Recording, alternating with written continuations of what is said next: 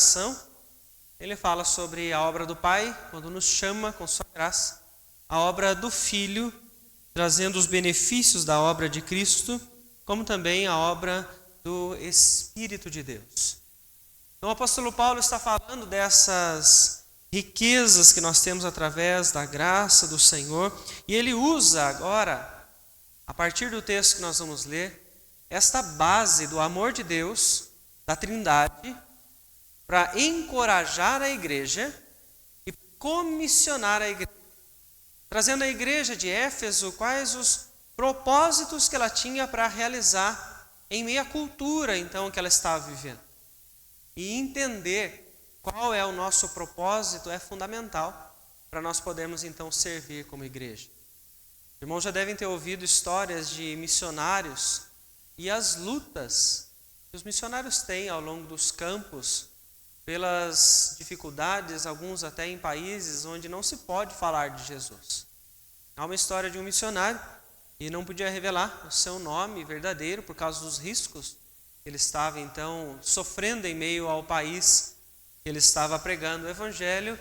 E esse missionário pregava o evangelho com muito entusiasmo e com muito zelo, o que mostra o compromisso dessas pessoas, né, com o Senhor. Enfrentar um risco de você poder ser morto por causa de Jesus mostra o zelo pela palavra, o amor a Deus.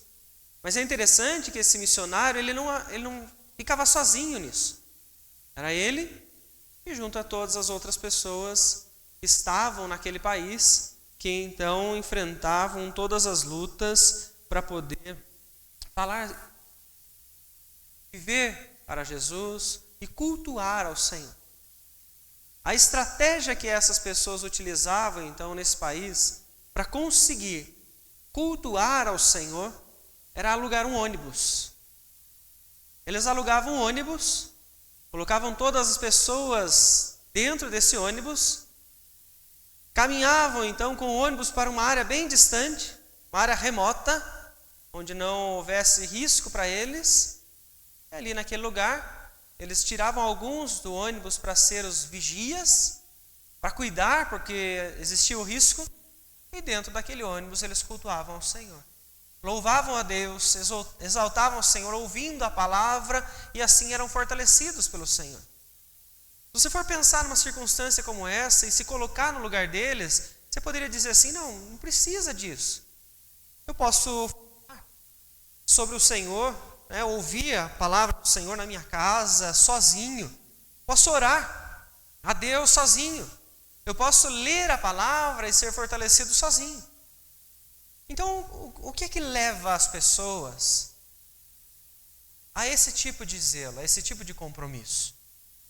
Quando você fala no missionário, você começa a entender, assim como o apóstolo Paulo foi chamado por Deus para isso, né? Foi levado até aquele país sobre Cristo. Mas e as outras pessoas? O que é que leva essas pessoas desses países em perseguição a se reunir como igreja? A enfrentar essas circunstâncias e ainda assim lutar para continuar trazendo outras e outras pessoas. O apóstolo Paulo, então, ele vai responder para nós o que é que motiva a igreja do Senhor, a igreja triunfante, a permanecer se reunindo para cultuar ao Senhor nas diversas características. E Paulo é aquele que é o próprio exemplo disso. Passou por lutas, está preso, escreve a sua carta aos Efésios para dar a eles o incentivo e comissioná-los ao serviço. Então eu quero convidar os irmãos a abrir a palavra do Senhor, continuando então o estudo que estamos fazendo de Efésios, capítulo 1, vamos ler do versículo 15 até o versículo de número 23.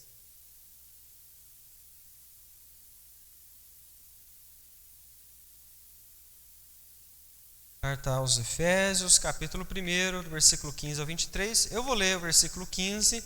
Eu peço aos irmãos, aqueles que puderem, a cada um, ler um versículo, por favor. Diz o seguinte, então, a palavra do Senhor. Por isso também eu, tendo ouvido a fé que há entre vós no Senhor Jesus e o amor para com todos os santos,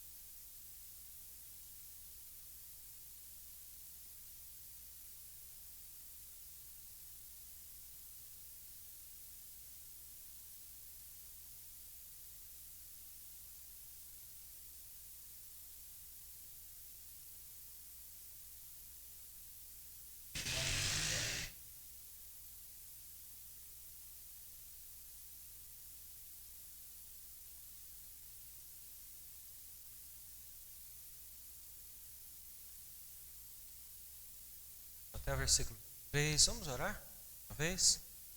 Querido Deus, em nome de Jesus, que nós pedimos ao Senhor neste instante, que venha nos dar Tua graça, iluminar a nossa mente para podermos compreender a verdade do Senhor. Pedimos que o Senhor venha fortalecer a cada um de nós, nos conduzir à maturidade, para, entendendo a Tua vontade, podermos servir ao Senhor, ó Pai. E tudo em nossas vidas seja para a honra do Teu santo nome. Em nome de Jesus que nós oramos e já agradecemos ao Senhor. Amém. Sim. Irmãos, então, Paulo, neste momento, você pode observar, como nós vimos a partir do versículo de número 3, como Paulo faz algumas frases longas, né? Ele começou uma frase do versículo 3 e foi apenas terminá-la no versículo 14. Agora, mais uma vez, outra frase longa, e você observa, então, ele caminhar para falar sobre a igreja, para encorajar a igreja e comissionar a igreja ao serviço, ao propósito que ela tem. E para falar sobre a igreja, ele começa então falando sobre um apoio espiritual. Veja que interessante então que o apóstolo Paulo, ele começa a falar nos versículos 15 e 16. Por isso também eu, tendo ouvido a fé que há entre vós no Senhor Jesus e o amor para com todos os santos, não cesso de dar graças por vós, fazendo menção de vós nas minhas orações. Você já deve ter visto pessoas que pedem oração a nós. Pessoas que estão passando por dificuldades, estão passando por lutas, e elas chegam até nós, chegam até a nossa família, e elas pedem: orem por mim, ore por esta causa, leve à igreja esse tipo de oração para que melhore a cidade, melhore o país. Isso é apenas um sinal de que as pessoas, elas precisam de apoio. E as pessoas precisam de um apoio espiritual. Elas precisam de um acompanhamento, elas precisam de ensino, elas precisam de alguém que se levante para orar com elas e orar por elas. Certa vez o pastor Tim Keller, ele tinha sua igreja em Manhattan, ele vivenciou toda a tragédia de 11 de setembro de 2001. A derrubada então das torres, a igreja dele estava naquela cidade. E ele vivenciou então um inchaço na sua igreja. Porque as pessoas, depois de viver aquela tragédia, foram até a igreja para buscar um apoio. Foram até a igreja para buscar uma palavra de fortalecimento. A igreja dele expandiu. As pessoas foram e permaneceram. Só que outras igrejas também estavam naquela cidade. E aquelas igrejas receberam também pessoas, mas as pessoas não permaneceram. Em certo momento chegaram para ele e perguntaram: por que isso acontece? Por que você acha que isso está acontecendo nas nossas igrejas? E a resposta dele foi a seguinte: se você não estiver preparado para oferecer apoio espiritual antes da tragédia, tentar organizar a igreja para oferecer esse cuidado depois será tarde demais. Se a igreja não estiver preparada para oferecer apoio espiritual em todos os tempos, em qualquer momento, no momento da tragédia, no momento mais complicado, no ápice do problema, talvez seja tarde demais, seja muito difícil de organizar esse tipo de apoio para receber essa massa de pessoas. Nós vivemos isso agora com a pandemia. Quantas pessoas nos procuraram, vieram à igreja por causa da situação, por causa da circunstância. Mas a questão é: quantas permaneceram nas igrejas? Quantas estão lutando ainda, se tornaram membros das igrejas? E a resposta então é aquilo que Tim Keller nos ajuda a pensar com base na fala de Paulo. O apoio espiritual, ele é importante e necessário em todos os tempos. Será que nós oferecemos isso? E veja o que é que Paulo faz. Paulo então, ele demonstra a ação de graças, ele agradece ao Senhor por aquelas pessoas e ele também passa a interceder por essa igreja. Ele mostra então, nesse momento, que a gratidão brota em seu coração por alguns motivos. Pelo que é que ele está grato? Ele mostra para nós. Versículo de número 15, ele ouve sobre a fé e ele ouve sobre o amor que eles têm uns aos outros. Paulo, então, mostra àquelas pessoas que eles estão no caminho correto, que eles possuem a compreensão correta sobre Cristo, que eles possuem a fé em Cristo Jesus, que estão vivendo para Cristo e que aquilo está vivo dentro deles. Ele agradece a Deus por isso. Mas ele também agradece a essas pessoas pelo amor que eles têm uns aos outros, por aquilo então que ele toma conhecimento, mesmo na prisão, da maneira como eles estão vivendo. Porque para Paulo é importante saber que aquela igreja tinha fé em Cristo. Porque é pela fé em Cristo que eles são regenerados. É pela fé em Cristo Jesus que eles são transformados. Pela fé em Cristo eles vão conseguir esperança. Pela fé em Cristo eles vão poder suportar as lutas que eles têm em meio àquela cidade que vivia a idolatria. Como comentei alguns estudos atrás, que Éfeso tinha então o templo à deusa Diana. A igreja estava nesse lugar e para eles vencerem esses embates da cultura, eles precisavam da fé em Cristo Jesus. Paulo agradece a Deus porque eles ainda têm fé. Mas Paulo também agradece porque eles se amam, cuidam uns dos outros. Eles olham para eles sem discernir, sem criar grupos e cuidam uns dos outros. Interessante pensar que, olhando para uma igreja, a igreja de Éfeso, você não sabe com detalhes quem estava ali, qual o nome de cada pessoa que estava naquela igreja, mas é fácil de definir pelas escrituras que aquelas pessoas elas não eram perfeitas, eram falhas, são pecadores que estão ali se reunindo em Éfeso. E por que Paulo se volta então para eles para agradecer a Deus pela vida deles? Se eles têm erros, se eles têm falhas, se eles estão em alguns momentos tropeçando. E a resposta é porque Paulo está aqui dando um apoio a esses irmãos. Porque apesar das falhas, Paulo sabe que eles estão em Cristo Jesus. Quando estamos em Cristo Jesus, nós podemos falhar, mas nós estamos caminhando para o alvo maior, ser como nosso Senhor. Sabe qual é a grande questão que nós podemos olhar nessa prática do apoio espiritual, de agradecer a Deus pela vida das pessoas? É a facilidade que nós temos de olhar para as pessoas, irmãos em Cristo, e achar neles os defeitos. Nós não procuramos nas pessoas as qualidades delas, porque achar o defeito é mais fácil, né? Então você identifica, esse tem esse defeito, o outro tem esse, tem aquele defeito. Mas e as qualidades?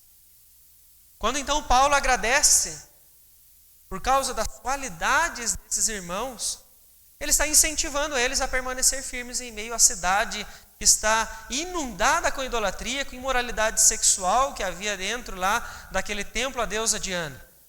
Ele está dando apoio. Ele está demonstrando a essas pessoas que apesar das falhas deles, eles são amados. Eles estão sendo cuidados. E como isso faz diferença no nosso meio, quando nós então nos deparamos com pessoas que compreendem as nossas falhas, não que elas ocultem ou passem a mão sobre isso, não. Nos exortam, nos direcionam, mas que elas agradecem por isso, agradecem a Deus. Não sei se você já orou com alguém que agradeceu a Deus pela sua vida, pelo que você está fazendo, pela sua família. Daí você na sua mente puxa todas as coisas erradas que você está fazendo naquele momento e fala assim, não sou digno dessa gratidão a Deus. Isso é possível pela graça.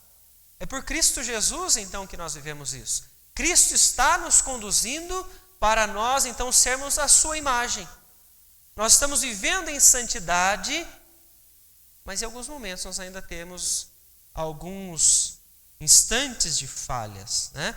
Mas recorremos sempre a Cristo para voltar. Paulo reconhece isso. É um olhar de graça sobre a igreja que faz com que as pessoas recebam então um apoio espiritual. Mas ele não agradece somente. O texto diz para nós que ele também intercede, né? Versículo 16. Não cesso de dar graças por vós, fazendo menção de vós nas minhas orações. Vejam só então que Paulo, neste momento, ele agradece, ora por eles e conta para eles. Ele está compartilhando com aquelas pessoas que ele está agora colocando a vida delas em oração. Olha como isso é fundamental para você entender que você tem alguém que cuida de você. Para você entender que existe amor entre os irmãos, para você entender que existe apoio dentro da igreja, porque isso é da igreja. Quem vai se levantar para orar por você é alguém que conhece a Cristo. Os demais não vão se preocupar com isso. Isso incentiva. Você ora por alguém? Conte a ela. Compartilhe com essa pessoa que ela está nas suas orações. Que você lembra dos motivos que ela contou para você. Que você lembra das dificuldades que ela está passando. Essa pessoa vai se sentir incentivada porque você estará dando um apoio para ela, para que ela possa então permanecer diante do Senhor. Paulo então nos mostra que este apoio ele é fundamental para a igreja. A igreja ela precisa então se unir em oração, em comunhão, compreendendo a vida uns dos outros com um olhar de graça. Isso só é possível, irmão, se nós olharmos uns aos outros através da graça. Se eu não utilizar a graça como lente, eu não oro por ninguém, porque eu vou achar que ninguém merece. Eu vou achar que ninguém é digno das orações, da bênção de Deus. Só vou orar por essas pessoas por causa da graça, que me atinge e atinge as outras pessoas. E da mesma forma eu vou agradecer a Deus. Mas veja então que Paulo continua dizendo, como eu falei, é uma oração apenas, né? Que ele está trazendo aqui. Ele fala o motivo dessa intercessão. O apoio espiritual que ele está dando a essas pessoas tem um porquê, né? O que é que ele está trazendo então no conteúdo da sua oração? Então veja, ele quer que esta igreja ela possa compreender aquilo que ela vive, porque ela está em meio a uma cidade com as suas lutas, sua rotina, os deuses pagãos, o comércio, a política local. Mas ele precisa mostrar a essa igreja que eles não estão vivendo somente naquilo que é material, que é visível. Ele está lembrando aos Efésios que aquelas pessoas elas estão inseridas numa realidade espiritual. Existe algo além do que eles podem ver, que eles estão inseridos ali, que eles estão vivendo. Por mais que não consigam ver, às vezes não conseguem compreender com clareza, mas eles estão vivendo. Da mesma forma, nós precisamos entender, nós vivemos numa realidade espiritual que muitas vezes nós não temos conhecimento. E é por isso que Paulo, nesse momento, ele ora e nos ensina, dentro do apoio aos irmãos, a orar para que eles tenham discernimento. Entender o que é que está acontecendo na questão espiritual traz fortalecimento para a igreja. Mas veja só o que é que ele está pedindo para que eles tenham então discernimento. Provisão. O apóstolo Paulo então ele está dizendo para que o Deus de nosso Senhor Jesus Cristo, o Pai da glória, vos conceda espírito de sabedoria e de revelação no pleno conhecimento dele. Ele quer que eles entendam. Ele quer que eles entendam que isso vem do Senhor. Que Deus concede aquilo então que eles estão precisando, aquilo que eles estão vivendo, todas as situações. Isso é possível apenas através do agir de Deus. Você e eu não conseguimos entender o cuidado de Deus sobre nossas vidas se Deus não se revelar pela sua palavra. Se Deus não nos mostrar, se Deus não nos der sabedoria que vem do alto para nós entendermos, nós vamos viver apenas aquilo que é material e visível. Deus concede a nós a questão da visão, do entendimento da realidade espiritual. Não estamos sozinhos aqui. Como é que você consegue compreender isso? Porque Deus diz na sua palavra. Nós entendemos que estamos aqui, Deus está conosco, está trabalhando em nós, porque o Senhor está revelando isso na palavra. Isso é importante que não um ou dois saibam. Paulo está dizendo que a igreja inteira precisa ter esse tipo de discernimento. precisa entender a realidade que estão, porque isso vai mudar o dia a dia dessas pessoas. Vai mudar a maneira como eles interagem, como eles enfrentam os problemas, como eles se alegram ou não em meio às circunstâncias. E entender é importante. Parece algo tão simples, mas nós precisamos. E para isso, precisamos pedir a Deus, portanto, que revele, que conceda esta sabedoria, que conceda esta revelação a cada um de nós. E aí, então, para nós termos esta percepção. Versículo 18, o início dele. Ele diz então: iluminados os olhos do vosso coração. Deus revela, Deus dá sabedoria para que o seu coração possa ser aberto e preenchido pela palavra. Os irmãos devem se recordar do texto de Atos que fala sobre Lídia. Lídia ouve a pregação da palavra e ela só se converte porque o Senhor abriu o seu coração. Nós somos fortalecidos, nós recebemos a iluminação de Deus, nós recebemos o entendimento da palavra quando Deus age em nós. É muito importante quando você vem à igreja de você clamar por isso. Você vai se reunir com o povo do Senhor para ouvir a palavra, para estudar a palavra. E nós precisamos orar por nós e por toda a igreja para que Deus se revele e abra o nosso coração. Abra o coração da igreja para que a palavra entre no coração e faça morada. Para que eles possam então entender que Deus está com eles. Essa é a realidade espiritual que Paulo está dizendo que os efésios precisavam ter. Mesmo em meio a uma cidade cheia de dificuldades por causa da idolatria, ele está dizendo: se vocês têm discernimento, vocês vão vencer isso. Vocês vão sobressair, vão suportar as lutas e continuarão servindo ao Senhor Jesus. Nós precisamos desse mesmo discernimento que Deus pode nos dar. Então é uma das coisas que nós precisamos questionar sobre as nossas orações, sobre o apoio que nós damos pelos outros. Quanto que nós oramos para que a igreja entenda a palavra de Deus? O quanto que nós oramos para que a igreja tenha o seu coração aberto para ser então transformado?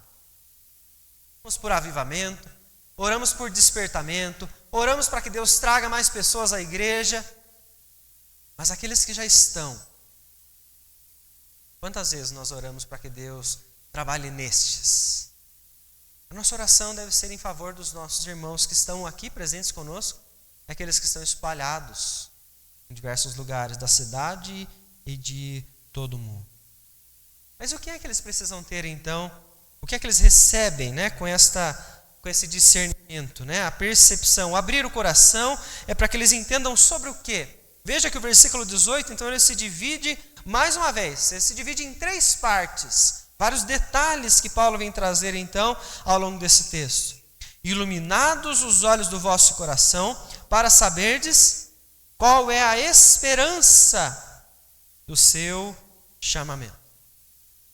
Imagine comigo mais uma vez, então, a igreja de Éfeso, localizada em meio a toda aquela idolatria, agora lutando contra o mundo, lutando contra aquilo que os pagãos estão tentando fazê-los voltar a fazer, e eles precisam então de esperança para continuar diante do Senhor. Paulo diz que nós precisamos orar pela igreja, para que a igreja continue tendo esperança de que o Senhor está com ela.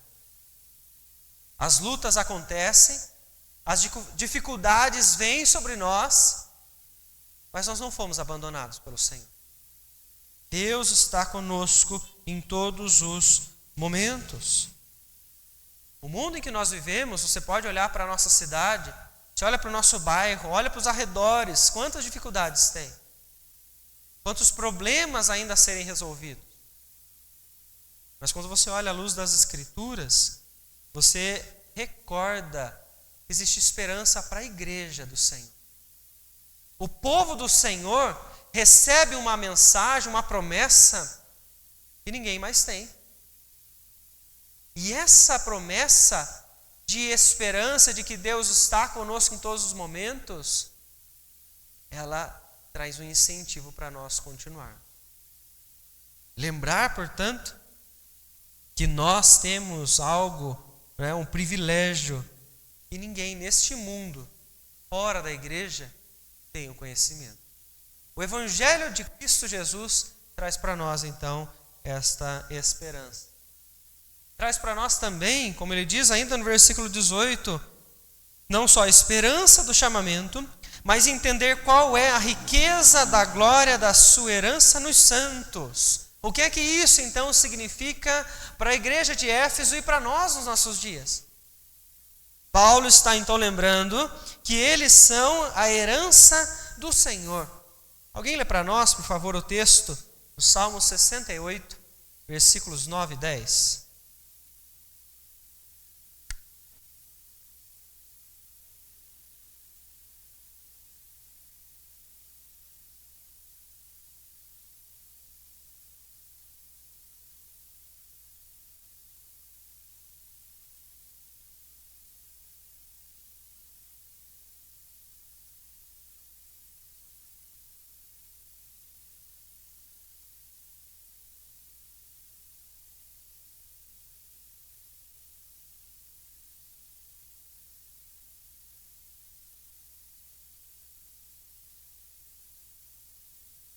O Senhor, então, está mostrando, não só no Novo Testamento, como também no Antigo Testamento, essa expressão que Paulo usa dentro da carta aos Efésios, de que o povo dele é herança. Nós já vimos essa expressão no versículo de número 11, onde ele diz que nós somos feitos herança, ou seja, nós somos chamados por Deus, não fazemos, mas pelo próprio amor do Senhor.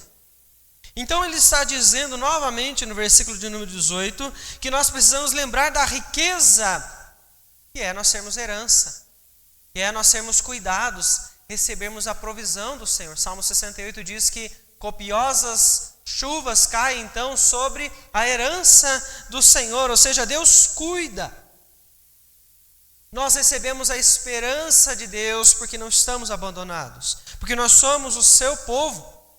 E ainda, e por último, nesta expressão que ele traz, ele vem dizer então no versículo 19, e qual a suprema grandeza do seu poder para com os que cremos segundo a eficácia da força do seu poder. Veja que Paulo agora está orando neste momento para que eles entendam, e para eles entenderem, eles precisam da provisão de Deus. Deus pode então conceder, Deus pode dar a percepção, abrindo o coração da igreja, para que eles compreendam que existe esperança, para que eles que são herança do Senhor, eles vão poder usufruir de poder. E aqui então o apóstolo Paulo está falando algo que no nosso tempo, dependendo da linha doutrinária, de com quem você fala, isso pode ficar um pouco confuso, mas que poder é esse? Que então Paulo está mostrando que nós então vamos utilizar. Ele está nos lembrando nesse momento então que o mundo possui diversos poderes, e nós estamos contra esses poderes com o poder e a força do nosso Senhor. Na carta aos Colossenses, o apóstolo Paulo, então, ele vem enfatizar esta expressão. Colossenses capítulo 1, versículo de número 11, ele diz o seguinte: sendo fortalecidos com todo o poder, segundo a força da sua glória, em toda a perseverança e longanimidade. Então o apóstolo Paulo reforça esta ideia então de que há um poder agindo na igreja e há um poder agindo através da igreja. E neste texto então aos Efésios, ele está falando que esse poder ele precisa então ser compreendido. Mas que poder é esse que ele está então falando? Né? E ele vem nos mostrar como esse poder ele pode então se tornar evidente à igreja.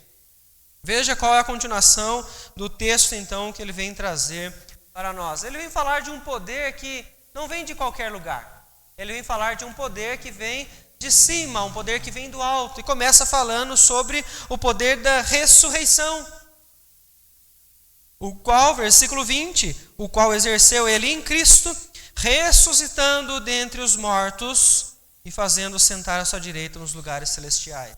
O apóstolo Paulo está dizendo então que a igreja, ela é a única que possui as implicações deste poder sobre ela. O poder da ressurreição, onde o Senhor Jesus venceu o pecado, venceu a morte, está operando na igreja. Porque é assim que nós então vencemos os nossos pecados, é assim que há esperança para nós, é assim que nós podemos viver em santidade, é olhando para Cristo que a igreja tem poder para continuar servindo. Há um poder sobre nós e em nós que aqueles que não fazem parte da igreja não possuem. O poder da ressurreição, daquilo que Jesus fez, atinge a vida dos crentes, atinge apenas a vida da igreja. E este, então, poder vem do alto.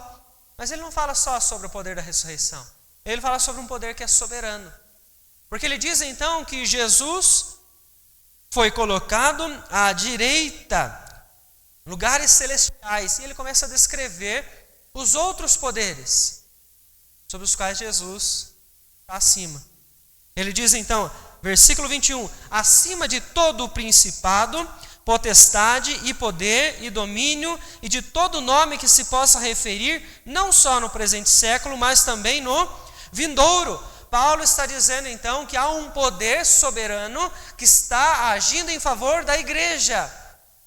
Cristo Jesus morre, ressuscita, ascende aos céus e ele recebe, portanto, a autoridade para estar acima de tudo. Não existe qualquer tipo de poder nessa terra que esteja acima de Cristo Jesus. Ele é superior. E este poder superior, soberano, age em nós. E age através de nós. Jesus, então, como o texto nos mostra, é aquele que ascende aos céus e ele se torna o nosso intercessor, o advogado da igreja. Você quer melhor advogado do que o próprio Cristo? Do que o Senhor dos senhores? Este poder está agindo em favor da igreja somente. Isso traz para nós, então, o incentivo para nós continuarmos. Mas há um terceiro poder, então, que Paulo vem colocar aqui para nós, que é o poder da igreja. Onde ele coloca no versículo de número 22, no final, e pôs todas as coisas debaixo dos pés, e para ser o cabeça sobre todas as coisas, o deu à igreja. Porque esse poder está operando em nós e através de nós neste mundo. O Senhor, então, está trabalhando neste mundo para cumprir os seus propósitos através da igreja somente. A igreja é o povo chamado pelo Senhor para cumprir a sua vontade. E através da vida de cada um de nós, que Deus está agindo para transformar tudo aquilo que existe para ser conforme aquilo que Ele, então, almeja. Existe algo para acontecer neste mundo? Ele vai usar a igreja para que isso, então, possa acontecer, para que a sua vontade possa continuar acontecendo. Isso quer dizer, então, irmãos, que as dificuldades elas podem se levantar contra a igreja. Mas a igreja não deixará de triunfar. A igreja não vai deixar de caminhar para a vitória. Por quê? Porque o poder que age na igreja e através dela é o de Cristo. É o da ressurreição. Do Cristo que é soberano sobre todas as coisas. Nada vai vencer a igreja. Como diz a palavra do Senhor, através do próprio Cristo, onde ele afirma que as portas do inferno não vão prevalecer contra a igreja em momento algum. Você não vai ouvir falar, então a igreja acabou. Não, ela vai triunfar. Mas que em alguns momentos da história você ouça falar sobre uma igreja aqui, uma igreja ali, que fecharam as portas. Você está falando de igrejas físicas e locais. Você não está falando da igreja de Cristo. A igreja de Cristo permanece. Porque Cristo está agindo nela e vai continuar agindo até o fim. E por isso, através desse poder, Paulo vem falar sobre a esperança que nós temos através de Cristo Jesus, nos versículos 22 e 23. E pôs todas as coisas debaixo dos pés, para ser o cabeça dentre todas as coisas, o deu à igreja, o qual é o seu corpo, a plenitude daquele que a tudo enche em todas as coisas. Jesus é o cabeça da igreja. Então, se a igreja tem um propósito a cumprir, Jesus está guiando. Jesus está com a igreja para que esse propósito possa ser cumprido. Nada do que está acontecendo está fora dos propósitos do Senhor. E veja então como ele fala sobre a plenitude daquele a quem tudo enche em todas as coisas. Está falando que a igreja, ela está sendo usada para completar aquilo que Deus está fazendo neste mundo. O povo do Senhor é aquele que Deus vai usar para transformar a sociedade, a cultura, as famílias. Você pode se perguntar, então, aonde que Deus vai agir, né, através da igreja? Em todas as áreas que a igreja estiver envolvida. Se tiverem irmãos crentes que estão envolvidos no comércio, Deus vai agir através deles no comércio. Se tiverem irmãos na política, Deus vai agir através deles na política. Se tiverem irmãos que estão dentro das escolas, Ele vai agir através destes para trazer restauração a esses ambientes. Isso quer dizer então que nós vamos chegar a um patamar onde vai estar tudo perfeito? Não acredito nessa linha de raciocínio. Por quê? Porque o próprio Cristo em Mateus, ele diz então que o amor vai esfriar. As pessoas vão se afastar da verdade. Mas a igreja ainda assim vai continuar atuando em todas as esferas da sociedade. E o que nos fortalece é lembrar então que Cristo Jesus estará com sua igreja em todos os tempos.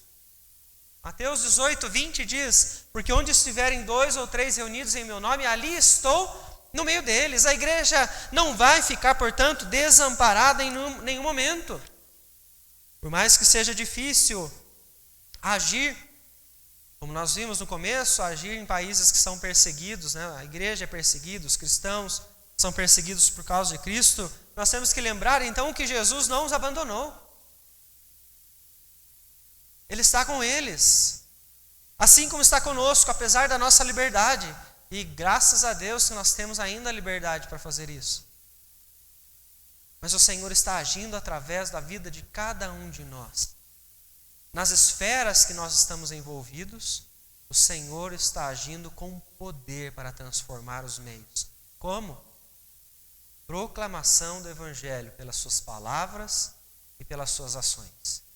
Em todas as áreas que nós estamos envolvidos. Você pode imaginar toda a nossa cidade, onde existe um cristão verdadeiro, existe Deus agindo através dele. Porque ele conhece a verdade e ele vive a verdade. Portanto, irmãos, nós podemos concluir que nós não somos independentes. Nós caminhamos como igreja. Nós temos nossas tarefas particulares, vamos servir ao Senhor em alguns momentos, até de forma sozinhos, né? Vamos pensar assim. Mas em tudo a igreja está sendo usada pelo Senhor. Nós não podemos em algum momento dizer, não, eu faço do jeito que eu quero, não preciso pensar na igreja. Não, você é parte da igreja, Deus está agindo em você como igreja. Com seus dons, com seus talentos, onde você mora, onde você trabalha, com quem você vive, com os seus amigos que você se encontra, com seus familiares. É a igreja que nós representamos. E Paulo ele vai trazer essa ênfase sobre a igreja ao longo de quase toda a carta aos Efésios. Para nos lembrar dessa importância, de que nós estamos então influenciando essa cidade através do corpo ao qual fazemos parte. Não devemos ser também desertores O que é isso? Pessoas então que vivem e querem agir sem a igreja. Eu sou aqui alguém que vive fazendo tudo o que é preciso fazer, mas eu nunca procuro a igreja para poder então me envolver naquilo que é agradável a Deus, com os irmãos, com o corpo. Não podemos. É preciso então estar sempre com os irmãos, servindo junto com os irmãos, entendendo que nós estamos aqui para viver juntos. É unidade que Paulo vem reforçar aqui. Somos chamados pelo Senhor, pelo mesmo Deus, para servir ao Senhor todos neste local. E também não devemos viver em desespero. Nós temos então um Deus que conhece cada um de nós. Nossos erros, as nossas fraquezas, as nossas limitações. Ele conhece. Ele sabe muito mais do que aqueles que vivem conosco, quem somos nós. Ele sabe o que passa no nosso coração em todos os momentos, mas ainda assim, o Senhor está conosco. O Senhor está agindo em nós com poder. E está agindo através de nós com o mesmo poder. Então, se as situações parecerem difíceis, olhe para Cristo. E lembre-se das promessas que nós, como igreja, recebemos. Promessas que não acabam aqui. Paulo, então, diz: se possa referir não só no presente século, mas também no vindouro. Versículo de número 21, assim ele termina. Este domínio do Senhor Jesus, essa autoridade, elas nunca mais acabarão. É para sempre. É por toda a eternidade. A igreja, ela é chamada de igreja triunfante porque ela não caminha para a derrota. A igreja de Cristo, ela já venceu através do preço que Jesus pagou. Que Deus nos abençoe e nos dê fé para nós entendermos a sua verdade. Ele abra o nosso coração para que a palavra sempre preencha o nosso interior, para assim nós podermos viver com esperança, motivados para servir e comissionados para cumprir a nossa obra. Amém, irmãos?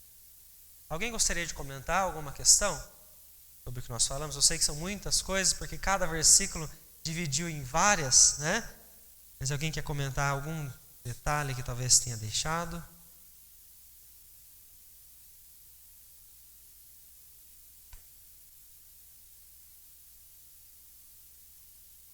Sim, é a mesma. É a mesma cidade. Certo? Não o mesmo tempo. Tá? O João vai para lá, vai falar dessa igreja posteriormente. Certo? Vai passar aí pelas tribulações todas. Tá?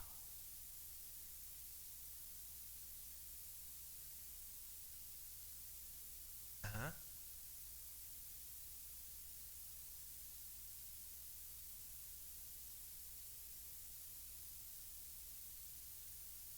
Desculpa, seu Nelson, não estou entendendo. Certo.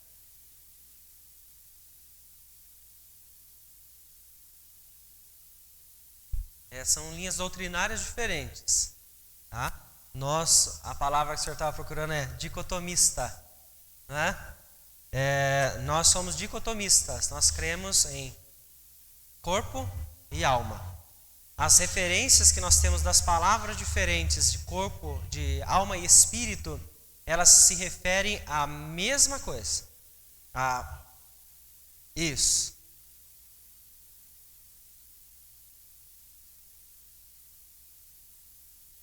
Certo? Não, nosso espírito, nossa alma. Isso. O Espírito Santo continua. Não, há uma junção, né, que nós recebemos aí quando ele habita em nós. Né? Mas aquilo que nós recebemos e que volta ao Pai é a nossa alma, que é o Espírito mesmo. Tá? Então a gente às vezes falar Espírito confunde um pouco com o Espírito Santo. O Espírito Santo é o próprio Deus que habita no crente. O que volta ao Pai é a alma do crente. Está em nós. Mas ele não volta ao Pai, né? Ele continua agindo. Certo? Nesse sentido.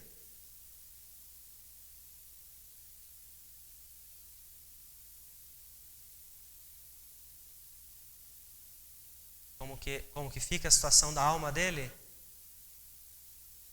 Isso. A alma, da mesma forma, volta a Deus.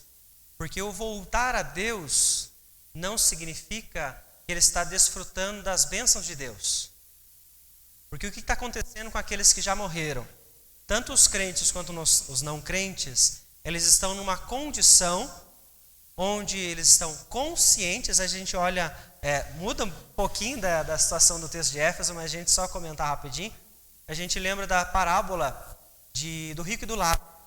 Ali traz uma explicação bem clara para nós do que acontece com aqueles que estão na presença de Deus, que a alma já voltou ao Senhor, mas que ainda não foram julgados.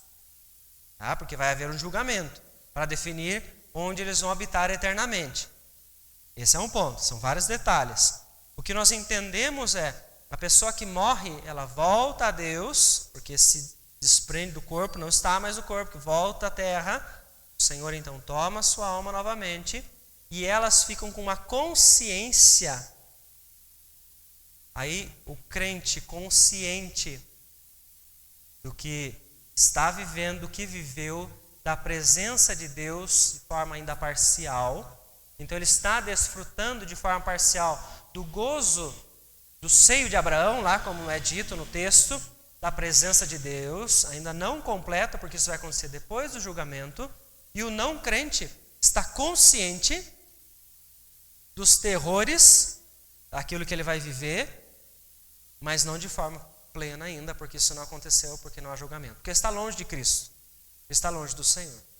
Então, o texto de, se não me engano é Lucas 16, não me lembro a referência agora, mas Rico e Lázaro trazem então para nós essa explicação. O que vai acontecer depois? Cristo volta. Todos vão então ressuscitar, né? Nós vemos aí que vai haver então o julgamento. Os justos vão para a eternidade junto com Cristo, transformados, sem pecado. Eles vão viver então e desfrutar de forma plena deste gozo então que o Senhor nos proporciona. Que nós desfrutamos hoje, mas que não é ainda de forma plena, porque o reino do Senhor não se estabeleceu completamente. Vai acontecer apenas quando Jesus restaurar tudo. Responde?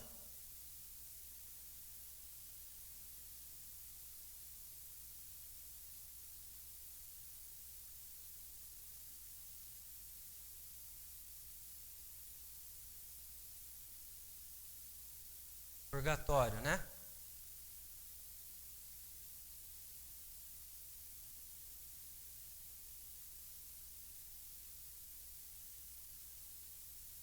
Isso. Mas consciente.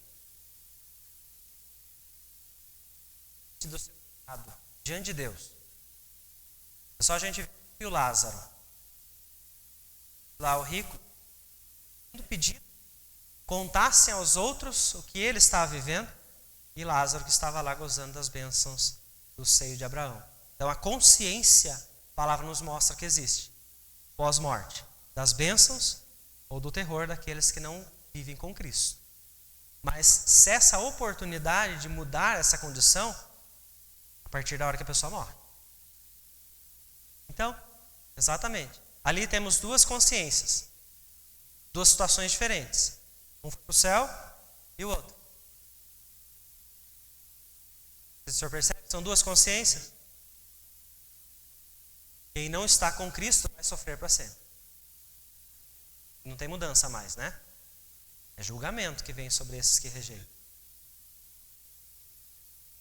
De forma parcial, conscientes de um juízo.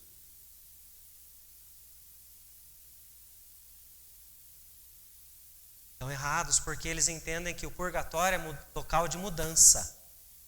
As pessoas oram pelos mortos na Igreja Católica para que eles saiam do purgatório e eles possam entrar no céu.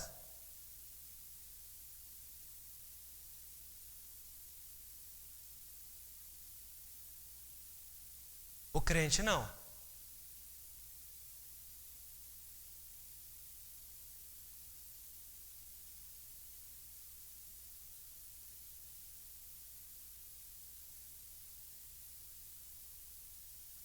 O não crente, certo? O crente não. O crente não está sofrendo. O crente descansa na presença e nos gozos do Senhor. Ele já desfruta disso. O crente que volta ao Pai. Por isso que o Salmo diz que é alegria a Deus quando os seus voltam para Ele. Né? Eles vão continuar desfrutando disso. Há uma diferença entre o justo e o injusto. Né? E isso vai implicar na eternidade deles. Certo? Fica um pouco mais claro? Isso. Também. Né? Logo depois ele ia desfrutar ali, né? Bem lembrado pela Luísa, o ladrão da cruz, ele desfrutou da presença, isso logo após a morte, não de forma plena dos gozos do céu, porque isso é apenas depois do julgamento, mas ele já estava desfrutando ali daquela presença, por ter se convertido. Então o crente morre, desfruta, a sua alma vai desfrutar de forma consciente das bênçãos de Deus. O não crente morre, o ímpio morre, e ele vai desfrutar de forma inconsciente, de uma forma parcial de juízo, vamos dizer assim. Não. No último estudo que nós fizemos, versículo 13 aos Efésios, fala então que nós somos selados pelo Espírito Santo da promessa. Nós recebemos através de Cristo Jesus este selo do Espírito Santo. A prova de que nós cremos é a habitação do Espírito em nós. Não vivemos mais como no Antigo Testamento. O senhor lembra no Antigo Testamento que em alguns momentos o Espírito se retirava dos guerreiros, dos reis. Isso acontecia no Antigo Testamento. Agora é diferente. A igreja recebe o Espírito no Pentecostes e ele não sai mais. Eles são selados com o Espírito Santo da promessa. Então eles continuam sendo guiados pelo Senhor para viver de forma agradável. A função do Espírito em nós é essa: nos dar condições para nós podermos viver para o nosso Deus. Certo? O que é que nós precisamos entender? Que para toda a eternidade, a comunhão com o Senhor da igreja, ela vai existir. A comunhão vai existir. Então é difícil ponderar esse detalhe que eu entendi que o senhor está querendo dizer, de separar o Espírito Santo do nossa alma. A comunhão vai existir. Isso para sempre. Né? Então nós vamos estar sempre em comunhão na presença do nosso Deus. No céu, de forma plena, porque não tem pecado mais, o pecado da carne que nos atrapalha hoje. Certo? Ajuda um pouco? Melhorou? Está um pouco melhor? Se depois... Quer comentar alguma coisa? Se depois o senhor tiver alguma outra maneira de tentar entender, aí o senhor me procura, ou aqui mesmo na igreja a gente vai conversando. Tá bom? Mais alguma questão, irmãos?